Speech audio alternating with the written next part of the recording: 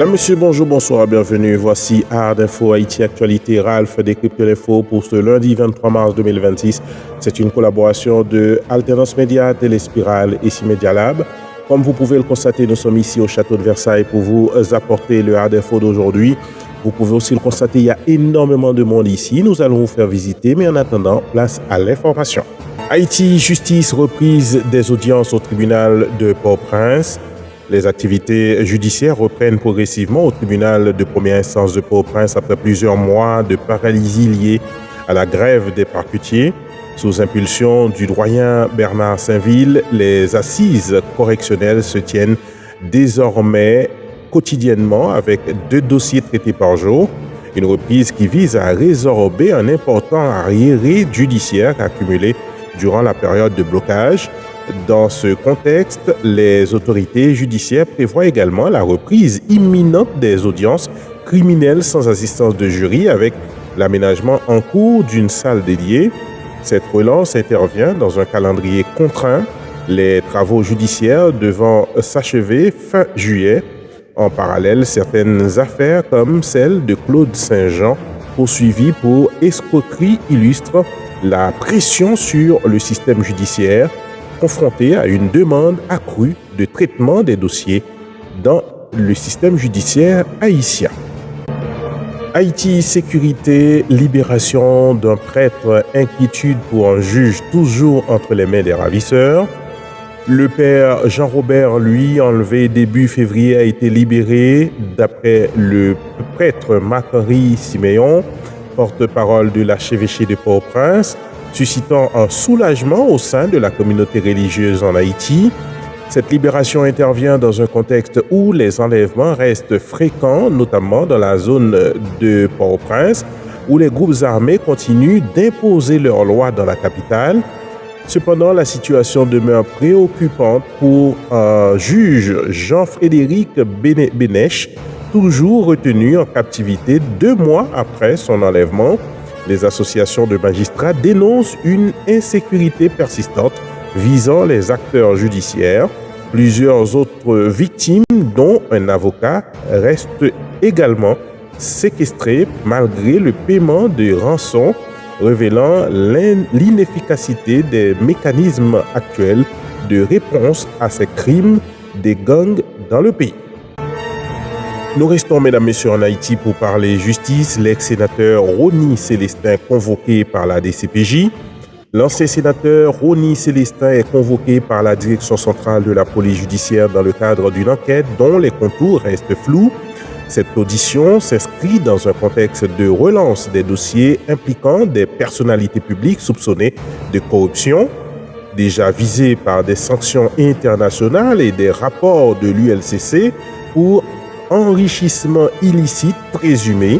L'ex-parlementaire incarne les enjeux de la lutte contre l'impunité en Haïti. Cette convocation pourrait constituer un test pour la crédibilité des institutions judiciaires dans le traitement des dossiers sensibles, notamment les dossiers liés aux hommes politiques haïtiens. Haïti Économie, la BRH mise sur l'éducation financière des jeunes. La Banque de la République d'Haïti a clôturé la Global Money Week 2026 en mettant l'accent sur l'inclusion financière. À travers des formations concours et panels, l'institution a ciblé des jeunes afin de renforcer leurs compétences en gestion financière, entrepreneuriat et citoyenneté économique. Les autorités éducatives saluent cette initiative considérée comme une stratégie pour favoriser une meilleure intégration économique des jeunes. L'éducation financière est présentée comme un levier de transformation susceptible de contribuer à la formalisation de l'économie et à une prise de décision plus éclairée au sein de la population haïtienne. Nous parlons maintenant, mesdames, messieurs, de l'emploi dans le pays, lancement d'un programme national de stage pour les jeunes. Le ministère des Affaires sociales et du Travail a lancé un dispositif national de stage obligatoire destiné à faciliter l'insertion professionnelle des jeunes diplômés.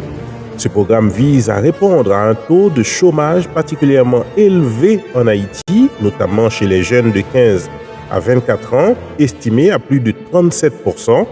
Structuré autour d'un cadre légal, le partenariat institutionnel et d'une plateforme numérique, ce dispositif ambitionne de créer une passerelle entre formation académique et marché du travail.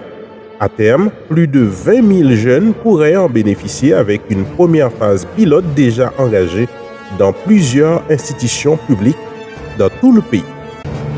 Restons en Haïti, mesdames, messieurs, pour parler droits humains. Le RNDDH alerte sur la situation critique au Sermicole.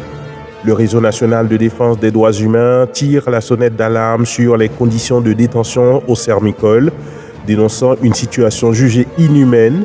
Conçu pour une centaine de mineurs, le centre accueille aujourd'hui plus de 700 détenus, dont une majorité en détention préventive prolongée. Cette surpopulation accompagne d'un mélange préoccupant entre mineurs et adultes. Les conditions matérielles et sanitaires sont particulièrement alarmantes. Absence de toilettes fonctionnelles, accès limité à l'eau, propagation de maladies et insuffisance de soins médicaux. Le RNDDH appelle à des mesures urgentes, notamment l'accélération des procédures judiciaires, la séparation des détenus et une amélioration des infrastructures carcérales, pointant un dysfonctionnement structurel du système pénitentiaire haïtien. Nous restons toujours en Haïti, mesdames, messieurs, pour parler du transport aérien. Incident majeur, mais sans faire de victimes au CAI. Un avion de la compagnie IBC Airways est sorti de piste lors de son atterrissage à l'aéroport Antoine-Simon des Cayes, sans faire de victimes. L'appareil en provenance de Miami a été confronté à des conditions météorologiques défavorables, notamment une piste rendue glissante par les pluies diluviennes. Les autorités, notamment l'OFNAC et la police nationale, ont rapidement sécurisé la zone et annoncé l'ouverture d'une enquête pour déterminer les causes exactes de l'incident. Cet événement relance la question des conditions opérationnelles et de sécurité dans les infrastructures aéroportuaires du pays. Cette situation s'est produite à un moment aussi où l'aéroport Toussaint-Louverture de Port-au-Prince est resté fermé il y a de ça plusieurs mois. On vient maintenant dans l'international, mesdames, messieurs, pour parler de la mort de Lionel Jospin. L'ancien Premier ministre français Lionel Jospin est décédé à l'âge de 88 ans. Figure majeure de la gauche française, il a marqué la vie politique par son passage à la tête du gouvernement entre 1997 et 2002, dans une période de cohabitation avec le président Jacques Chirac. Son parcours reste également associé à son élimination surprise dès le premier tour de l'élection présidentielle de 2002, un événement marquant de la vie politique française contemporaine. Son décès marque la disparition d'un acteur clé d'une génération politique qui a profondément structuré la gauche française. Maintenant, mesdames, messieurs, lumière sur la communauté haïtienne en France, lumière sur la ville de Jacmel, lumière sur Abigail Alexandre.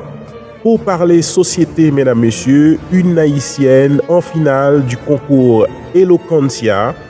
À 21 ans, Abigail Alexandre devient la première haïtienne à atteindre la finale du concours francophone Eloquentia. Son parcours, marqué par le séisme de 2010 et des conditions de vie précaires, illustre une trajectoire de résilience et de détermination. À travers ses prises de parole, elle aborde des thématiques personnelles et sociales, transformant son expérience en outil de réflexion et de sensibilisation. Cette performance symbolise également la montée d'une nouvelle génération haïtienne engagée dans les espaces intellectuels et culturels internationaux. Cette finale aura lieu le 25 mars qui arrive. Nous invitons tous les Haïtiennes et Haïtiens d'ici et d'ailleurs, qui le peuvent bien sûr, à prendre leur place pour venir soutenir Abigail Alexandre. Ça va se passer à Boulogne-Billancourt Alternance Média, Téléspirale et C-Media Lab, nous serons présents.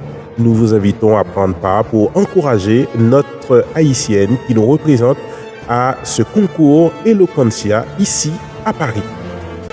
Et voilà, mesdames, messieurs, tout ce que vous deviez savoir pour aujourd'hui sur Haïti et sur le monde. Pour vous servir, votre serviteur Ralph Siméon, c'est une collaboration avec Alternance Média et C-Media Lab. Je vous invite à continuer à nous supporter sur Facebook Ralph Siméon, sur YouTube ARDFO TV ou aussi sur alternancmedia.com et téléspirale.com. C'est un plaisir de vous servir aujourd'hui. Merci pour votre fidélité. Je vous donne rendez-vous demain pour une nouvelle édition ARDFO. À demain.